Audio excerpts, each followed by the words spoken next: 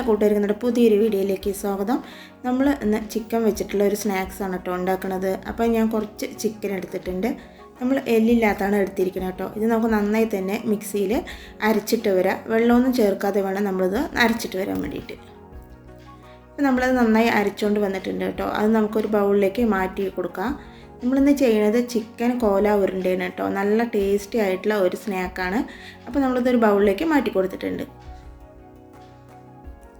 അപ്പോൾ നമ്മൾ മിക്സിയിൽ അതേ ജാർ തന്നെ എടുത്തിട്ടുണ്ട് കേട്ടോ. ഇനി ഇതിലേക്ക് നമുക്ക് ഒരു കഷ്ണം ഇഞ്ചി, അതുപോലെ 3 വെളുത്തുള്ളി, 1/4 സ്പൂണ് പെരിഞ്ജീരകം, 1/4 സ്പൂണ് സാദാ ജീരകം, 1/4 സ്പൂണ് ഗരം മസാല, 1/2 സ്പൂണ് മുളക് പൊടി, 1/2 സ്പൂണ് മഞ്ഞൾപ്പൊടി, ഒരു പിടി തേങ്ങ, ഒരു ചെറിയൊരു കുഞ്ഞു പിടി തേങ്ങയാണ് കേട്ടോ ചേർത്ത് കൊടുത്തിരിക്കുന്നത്.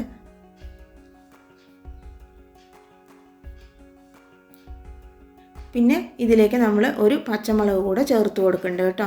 ഇനി ഇതെല്ലാം കൂടെ നമുക്ക് വെള്ളമൊന്നും ചേർക്കാതെ നന്നായി തന്നെ അരച്ചിട്ട് വരാം. അപ്പോൾ നമ്മൾ വെള്ളമൊന്നും ചേർക്കാതെ അരച്ചുകൊണ്ട് വന്നിട്ടുണ്ട്. നമുക്കിത് നമ്മൾ അരച്ച് വെച്ചിട്ടുള്ള നമ്മുടെ ചിക്കനിലേക്ക് ചേർത്ത് കൊടുക്കാം.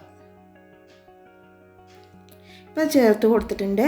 അതിലേക്ക് 2 സ്പൂണ് നമ്മൾ കടലമാവ് ചേർത്ത് കൊടുക്കുന്നുണ്ട് കേട്ടോ. അതുപോലെ ഒരു കുറച്ച് ചെറിയ ഉള്ളി അരിഞ്ഞത് ചേർത്ത് കൊടുക്കണ്ട. ഉള്ളി അധികം ചേർത്ത് കൊടുക്കണ്ട, അത് നമുക്ക് ഉരുണ്ട പിടിക്കാൻ പ്രയാസമായിരിക്കും. അപ്പോൾ കുറച്ച് മല്ലിത്തല, കുറച്ച് ആവശ്യത്തിനുള്ള ഉപ്പ് എല്ലാം കൂടി ചേർത്ത് നമ്മൾ നന്നായി മിക്സ് ചെയ്തിട്ടുണ്ട്.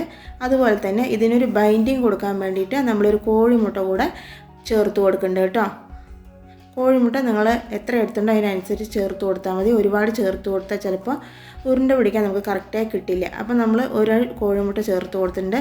നന്നായി തന്നെ മിക്സ് ചെയ്ത് കൊടുക്കാം നമുക്കിത്. ഇപ്പോൾ നമ്മൾ നന്നായി മിക്സ് ചെയ്തെടുത്തിട്ടുണ്ട് കേട്ടോ. നമുക്കിനി കൈ കഴുകി കൊണ്ടുവന്നിട്ടുണ്ട്. അതിൽ കുറച്ച് എണ്ണ തടവിയതിന് ശേഷം നമുക്ക് ഉരുണ്ടകളാക്കി എടുക്കാം. ഞാനൊരു മീഡിയം സൈസിലുള്ള ഉരുണ്ടയാണ് കേട്ടോ ആക്കിയെടുക്കണത്. എണ്ണ ആക്കിയില്ല എന്നുണ്ടെങ്കിൽ ചിലപ്പോൾ നമുക്കിതുപോലെ ഉരുണ്ട പിടിച്ചെടുക്കാൻ പ്രയാസമായിരിക്കും. അതുകൊണ്ടാണ് നമ്മളിങ്ങനെ എണ്ണ തടവിയതിന് ശേഷം ഉരുണ്ട പിടിച്ചെടുക്കണം. അപ്പോൾ ഇതുപോലെ തന്നെ നമുക്ക് എല്ലാ മാവും ഉരുണ്ട പിടിച്ചെടുക്കാം കേട്ടോ.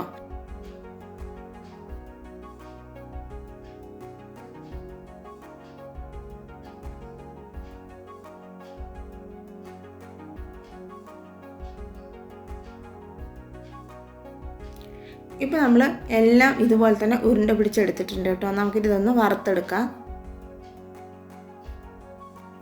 അപ്പോൾ ഞാൻ റിഫൈൻഡ് ഓയിൽ ചൂടാക്കാൻ വെച്ചിട്ടുണ്ട്. അപ്പോൾ നന്നായി ചൂടായിട്ട് നമുക്ക് ഓരോ ഉരുളകളാക്കി അതിലേക്ക് ചേർത്ത് കൊടുക്കാം. നിങ്ങൾക്ക് ഇങ്ങനെ പ്ലെയിനായി ചേർക്കുന്നതിന് പകരം ബ്രെഡ് ക്രംസ് ഇല്ലേ, അതിലും ഒന്ന് മുക്കിയതിന് ശേഷം ഇതുപോലെ പൊരിച്ചെടുത്താൽ നല്ല ടേസ്റ്റ് ഉണ്ടാവും കേട്ടോ.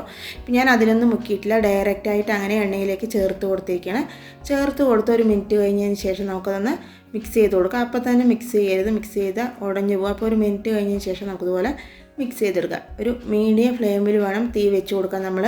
അപ്പോഴേ നമ്മുടെ ഇതിൻ്റെ ഉള്ളൊക്കെ നന്നായി വെന്ത് കിട്ടുള്ളൂ കേട്ടോ. അപ്പോൾ നന്നായി തന്നെ ഉള്ളൊക്കെ ഒന്ന് വെന്ത് റെഡിയായി വരട്ടെ. ഒരു വശം റെഡി ആയിട്ടുണ്ട്. അപ്പോൾ നമുക്കിതൊന്ന് തിരിച്ചിട്ട് കൊടുക്കാം കേട്ടോ.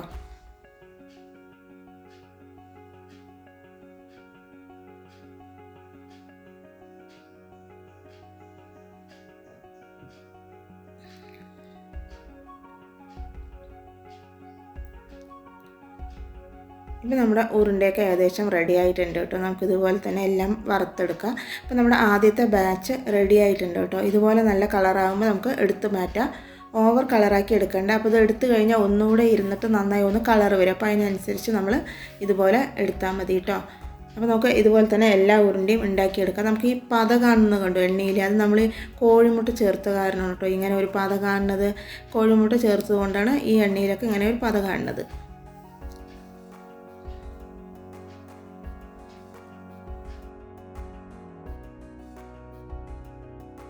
നമ്മുടെ രണ്ടാമത്തെ ബാച്ചും റെഡി ആയിട്ടുണ്ട്. നമുക്ക് ഇതുപോലെ തന്നെ എല്ലാം ഉണ്ടാക്കിയെടുക്കാം കേട്ടോ. നല്ല സൂപ്പർ ടേസ്റ്റി ആയിട്ടുള്ള നമ്മുടെ ഈവനിങ് സ്നാക്ക് റെഡി ആയിട്ടുണ്ട്. കോല ഉരുണ്ട റെഡി ആയിട്ടുണ്ട് കേട്ടോ. പുറമേക്ക് നല്ല ക്രിസ്പിയും ഉള്ളിൽ നല്ല സോഫ്റ്റ് ആയിരിക്കും. കുറച്ച് ചിക്കൻ മതി, നമുക്ക് സൂപ്പറായിട്ടുള്ള സ്നാക്സ് റെഡിയാക്കിയെടുക്കാം. ഇനി പുതിയൊരു വീഡിയോ ആയിട്ട് വരുമ്പോൾ എല്ലാവർക്കും നന്ദി, നമസ്കാരം.